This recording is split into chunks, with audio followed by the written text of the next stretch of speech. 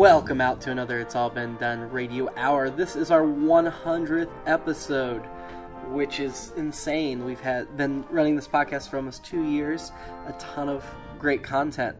We'd like to thank all of the people that make this possible. Mad Lab Theater, where It's All Been Done radio hour is performed. We have a very special Christmas show coming up here on Saturday, December 9th, featuring a brand new original mini musical.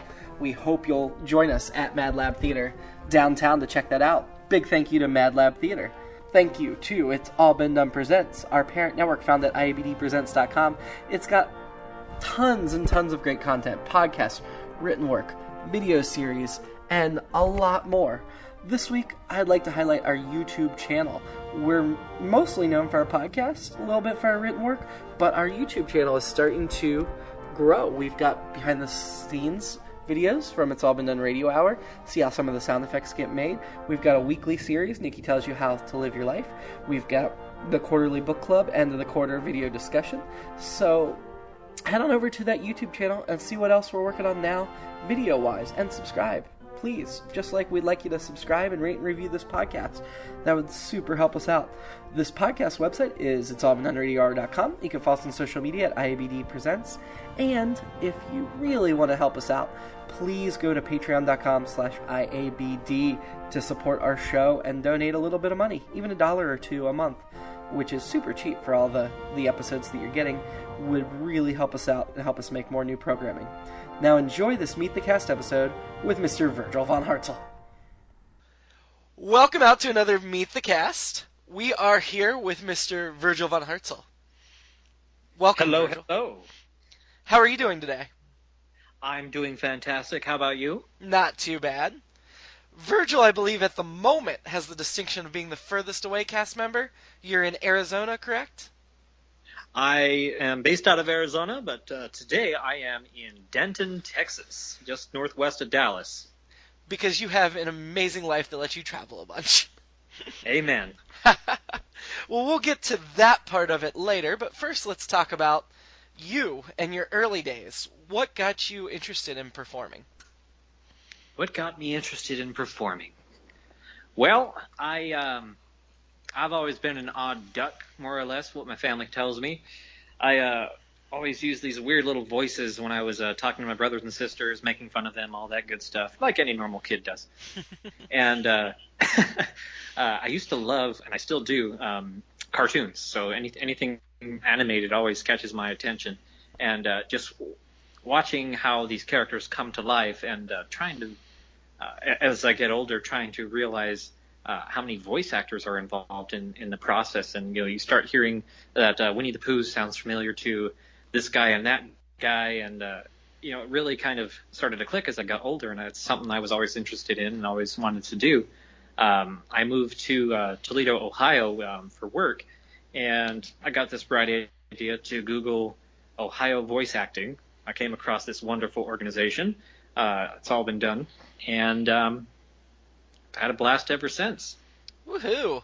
So, have you done any voice acting prior to this? I have not. Okay. So you had got an interest as a kid, but you hadn't had an opportunity to do it yet until you were an adult. Yes, sir. Opportunities were scarce in southern Arizona for voice acting. Well, I can imagine, because I don't think they were very prevalent around here either. Did you do any live acting on stage? Yeah, middle school and a little bit of junior high. We did some different stage rehearsals type stuff. I think we did something about Oklahoma, if I recall correctly. It's the musical Oklahoma, or just something completely unrelated that happened to take place in Oklahoma? I think it was the musical Oklahoma, or at least like a tidbit of it. I'm not sure if it was a full-length production, but again, my mind is kind of going crazy, and I can't remember a whole lot from back then. I tried to push it all away. But and then we did like Emperor's New Clothes and a lot of those different kind of plays for theater during the summertime that our community theater had offered. So had some fun with that. Didn't get to do a whole lot else after that. So you did community theater too, not just at your school growing up? Yeah, we had to do something during the summertime, and it was about 120 degrees outside, so theater was the best option for us to stay cool and be cool. So you didn't do anything after school, though? After you were done with high school, in terms of, was the community theater just for kids? Yes, sir. Oh, okay. Okay, that makes So sense. in college, I took an acting class, and so that's something I kind of got at least a little bit more of a taste of what real acting is. We had to do some monologues in front of our classmates, and had to be like over a minute or something like that. So I had the bright idea of using the Joker from Batman, The Joker Returns, Batman Beyond The Joker Returns, and used that and got a pretty good reaction. So that was something I really enjoyed. Nice. Yeah. Um, so any particular parts that you played or monologues that you did that you remember well, or that uh, really stuck out to you? I did kind of a duo, kind of a show in front of our classmates in that same acting class. I was Waiting for Godot, Mm-hmm. so that was kind of cool. Um, did the Batman Beyond. Let's see, what else did I do? I think I did something else, but it wasn't as cool as those other two. It's hard to beat Joker as Batman. It is. Do you feel like you measured up to the Heath Ledgers and the I don't now my mind Jack Nicholsons of our day? Well, I'm more of a Mark Hamill Joker fan, but I've heard great things about Mark Hamill's Joker. I have not watched much, but oh, that's what I grew up watching, man. oh, That the Batman Adventures, and then Batman the Animated Series, Justice League, of course, all fantastic shows. And every time Kevin Conroy gets on screen as Batman, it's a blast. And then having the Joker pop in here and there as Mark Hamill, also fantastic. so were superheroes something that you liked in particular for voice acting, or was that just coincidence that you like superheroes and there happened to be animated voice acting? Yeah, I just happen to like just about everything that kids like, but I try to delve a little bit further into the stories of everything. Everything kind of catches my attention, excluding My Little Pony. Not a fan of that. Old or new But or both? Because eh, I remember liking it as a kid. as a kid, I remember asking for a My Little Pony, but I was shot down, and I think that was with good reason. I come from a very conservative family, so My Little Pony is not something I would get for Christmas. Yeah, I would think Arizona would tend to be a little conservative. Just a touch, just a touch. Just a touch down there in the Southwest. Oh yeah. So, what brought you to Toledo? Well, after I graduated college, Mm-hmm. I was looking for a job. I got on with the company and does student housing primarily, and started off in Tucson, Arizona with them as a bookkeeper. And then as about a year went by, I had the opportunity to be promoted to a general manager, and I had to choose between Toledo or Buffalo. And this was in the middle of February, the year after the polar vortex. So I was like, Buffalo got quite a bit of snow that year. I mean, I like snow, but maybe not that much. So I went with Toledo, Ohio, and stuck around there for about 2 years. Were you And pleased with the snow levels in Toledo? I was. I left Tucson. It was Valentine's Day of 2015. I left Tucson. It was 75 degrees, sunny. Got up to Toledo, Ohio. It was -8 and beautiful. Oh, wow. That's a little chilly. Oh, yeah. But so I had some fun up there. Got to meet some folks through work. And at that time, there wasn't a whole lot for me to do outside of work. I didn't have any real family or friends up in that area. So that's where I started doing the Googling. And then came across this fantastic group. Awesome. Yeah, you were driving down to Toledo's not exactly close to Columbus. Did it take you, what, about 2 hours to get here? About 2.5 hours. They Two and a half. all these detours with all the construction on that road. If anyone from Ohio is familiar with the wonderful construction in the state, had to go through little areas. It was like Farmville for like 2.5 hours all the way down to Columbus. So what was your first impression of our show, driving 2.5 hours for a brightly lit comic book side room, or comic book store side room? Well, I was impressed because I know that it had just recently started. I think my first time on the show was in October of 2015, if I recall correctly. Yeah, that sounds about. Is that right? Yeah, that sounds about right. Say somewhere about there. I know it was the second episode of The Scary Dead was your first guest appearance.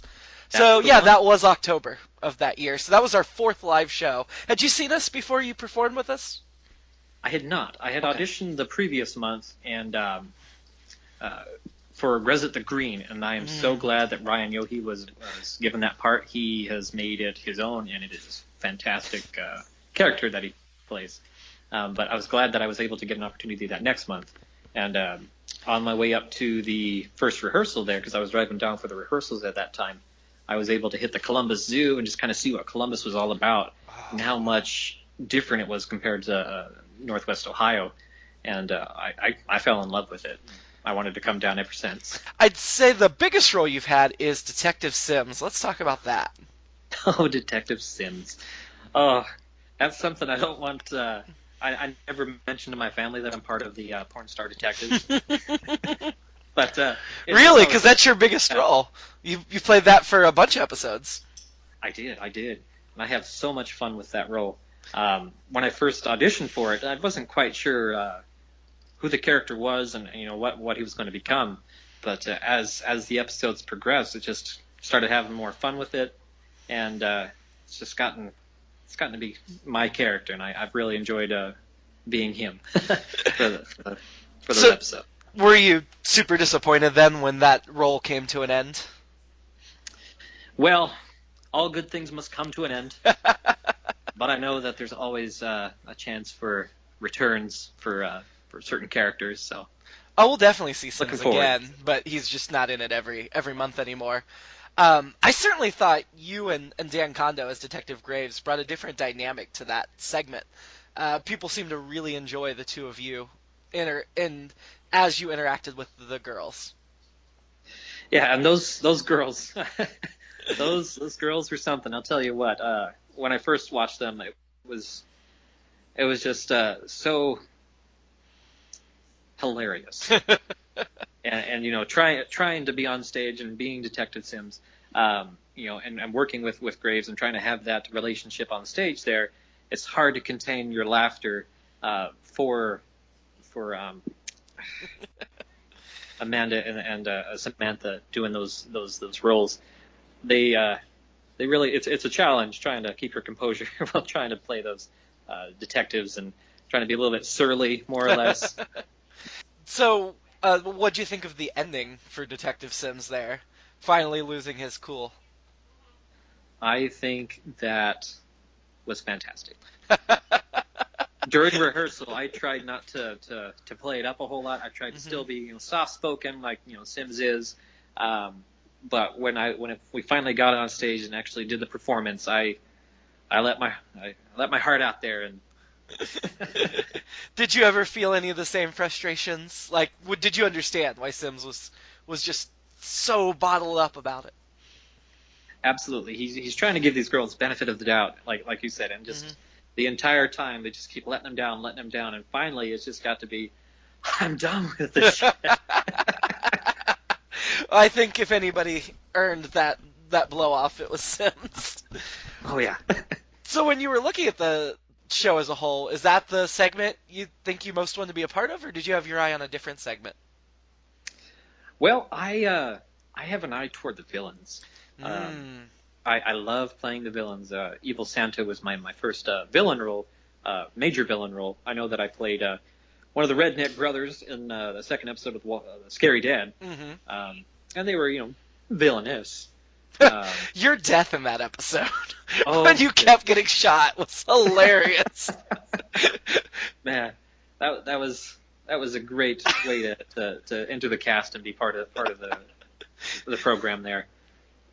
And you played one of the greatest villains of all time on our show, at least in my opinion, the one villain that has crossed series, Mr. Nathan Chestnut. Oh yes, For the Nathan Chestnut special event. Oh man, that was a blast as well. I really enjoyed that character, and I can't wait for him to eventually return if that's in the books there. I think we have to. I mean, I feel like we kind of set ourselves up that he will return, but I don't want to do it too soon. Like that's one that needs to simmer for a few years, Yeah, just like Khan. I think he sat there for about 15, 20 years, give or take. Well, we're not going to wait that long. But that was I'm not I don't know for sure at this point if the show's going to run that long, so I don't want to wait that long. Although I hope it does run that long. We're certainly not short on ideas. So yeah, Nathan Chest, are you familiar with the character of Khan? Have you seen the episode and movie? I have. And I originally watched the Wrath of Khan when I first got to school. I had Netflix and I had all that wonderful access to all those fantastic movies. And I worked through all of the Star Trek movies one by one. I hadn't seen much of the original series at that point. But after I got through all those movies, I went back and watched the series and I saw the Khan episode. And obviously it makes a lot more sense if you watch that episode then watch the Wrath of Khan. You realize why Khan has this wrath. Yes and no. I mean, I felt like that episode wasn't necessarily the best episode of the series, no. And his wrath stemmed from a lot of things that happened to him after that episode. Yep. During that episode, it was more like they had respect for one another, Kirk and Khan, before he turned wrathful. Exactly. You said you like playing villains. You played Nathan Chestnut in the Top Notch Shangler. What other villains have you played? Well, let's see. I know that it was Evil Santa. I like that one. Yeah. The one that one that's not necessarily a villain, but had a great dynamic with the villain was another top-notch Tangler. I played the Dockmaster. Yes, you did. And so that was a great experience. And you recently briefly reprised that role, did you not? I did. And it hasn't been released yet, so we won't talk about it. But no, absolutely. Did you think that was a character you'd see again? I sure hope so. Maybe he'll pop up in Universe Journey too. You just want to be in all the crossovers. It sounds I do love crossovers. We've done a few of those, but I hesitate to do too many too quickly. I kind of feel like we should not overdo it, because it would be so easy to overdo it. Definitely.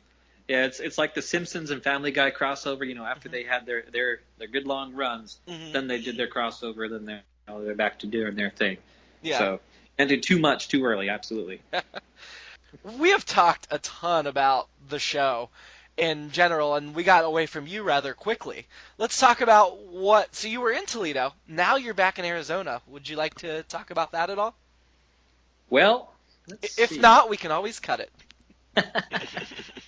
Well, the reason we always get off topic about myself is actually a psychological thing I try to do. I try to shy away from myself. I'm a very shy person in general. I don't like talking about myself a whole lot, but this is my time to shine, so I guess I'll go ahead and do it. So, no matter how much it pains me so. So, moved to Toledo, started going to Columbus quite a bit, and really loved the people there. And I ended up moving back to Tucson, Arizona, back to where I had originally started off with my company, and to become the general manager out there. They needed someone, and I was their guy.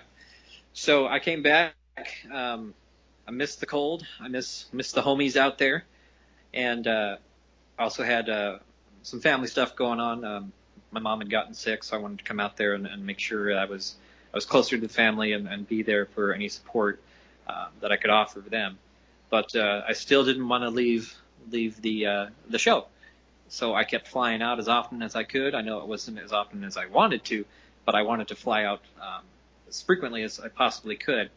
So after, I got in there about October of 2016, and I started flying out. I think I flew out for the December show, a couple other shows in between. I know I made it to the anniversary show in July again, and took a break off between August and September, and finally got to come back in October again.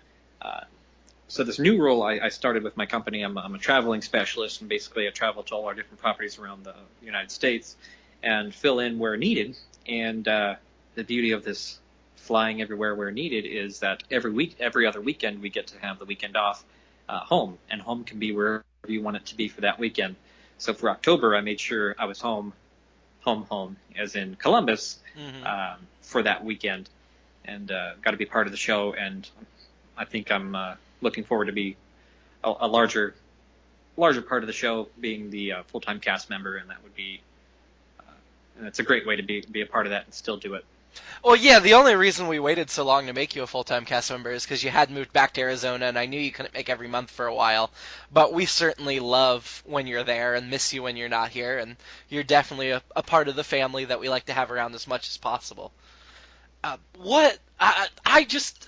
I know you've already talked about how much you love the show, but honestly, I don't understand why somebody would fly from Arizona to be in the show on a monthly basis. I don't get it. I just those are the questions that I ask when I'm thinking and pondering in the quiet solitude.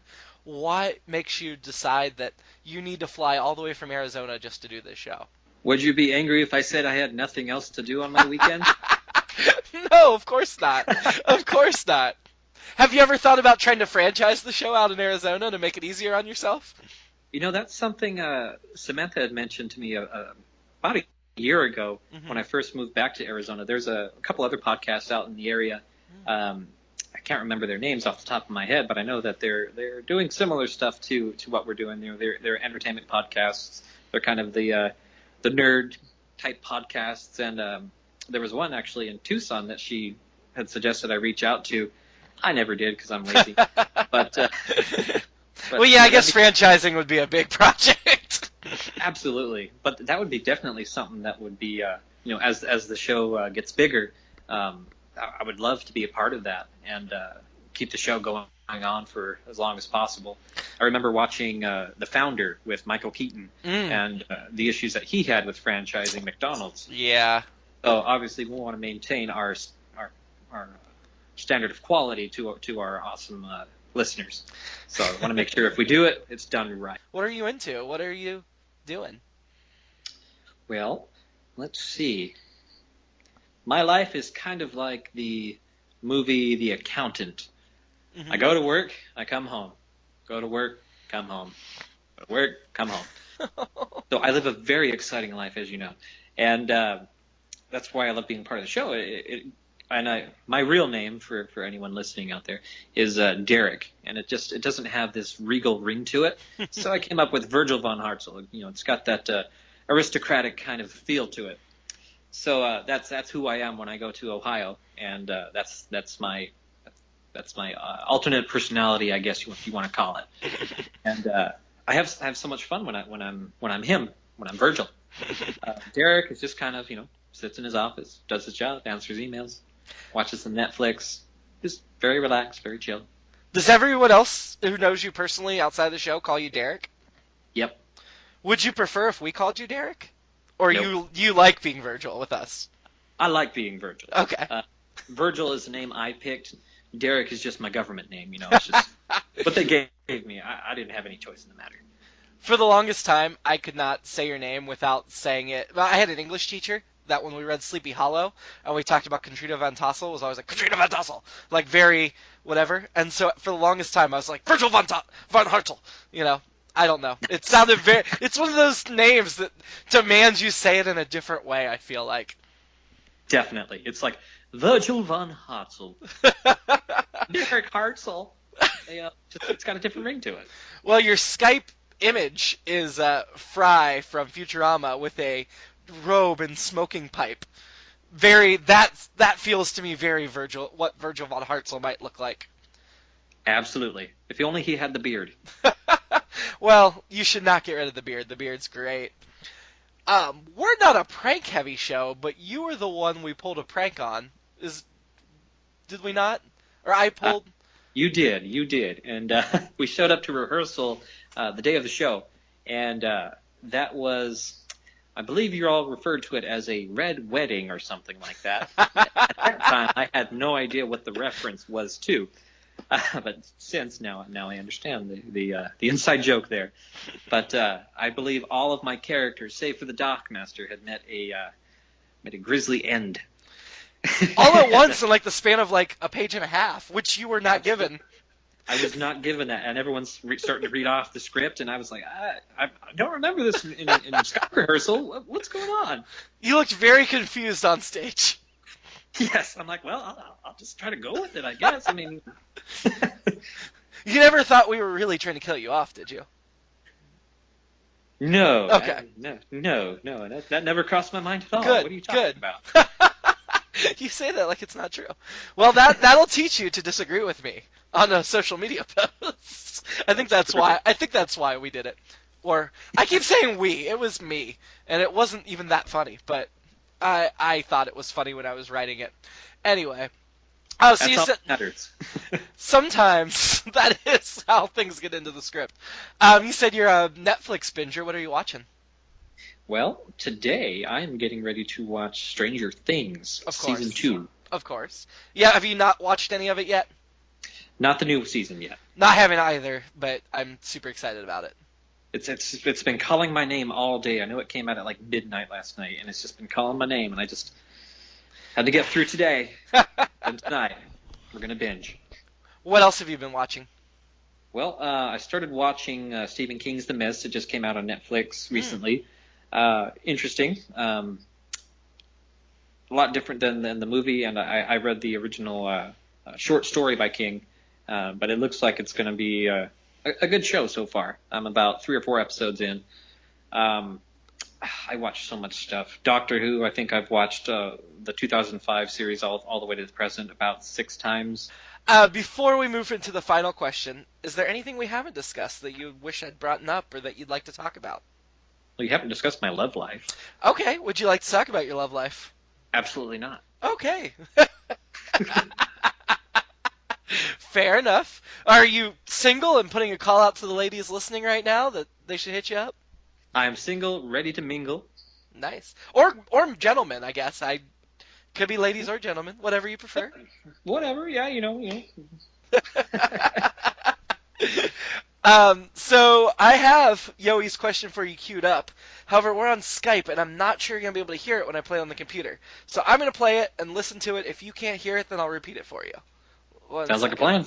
Well, for everyone out there, Virgil is a very sweet, caring individual, and I feel that I become a better person being around him, even for the little snippets of time we get together.